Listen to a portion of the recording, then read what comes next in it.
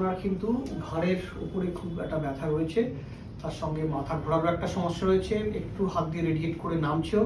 আমরা একটু অ্যাসেস করবো ট্রিটমেন্ট। এইখানে আমরা দেখতে পাচ্ছি ওনার কিন্তু একদম আপার ট্র্যাপিজিয়াস ধরে কিন্তু খুবই সিভিয়ার রকমের ব্যথা রয়েছে। আমরা সেগুলো আগে আইস টিম দিয়ে রিলিজ করে নেব।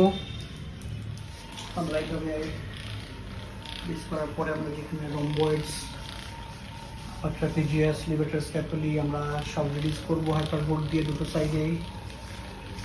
একটু ক্রেনিয়াল ডিপ অস্টিওপ্যাথি আমরা করছি, যে মাসলগুলো আছে ওনার স্ট্রেন হয়ে আছে সিভিয়ারলি, খুবই ব্যথা। ছেড়ে দিন ম্যাম, একদম রিল্যাক্স ছেড়ে দিন, নিঃশ্বাসে ফোকাস করুন খালি।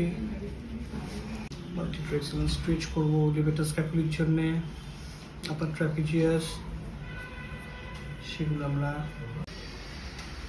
রিলিজ করে নেব। Loose loose loose loose loose loose loose, ভয় নেই কিছু। খুব সুন্দর, পারফেক্ট। লুজ লুজ, খুব সুন্দর, পারফেক্ট। ম্যাম এখন কেমন ফিল করছেন? এখন অনেক ভালো ফিল করছি।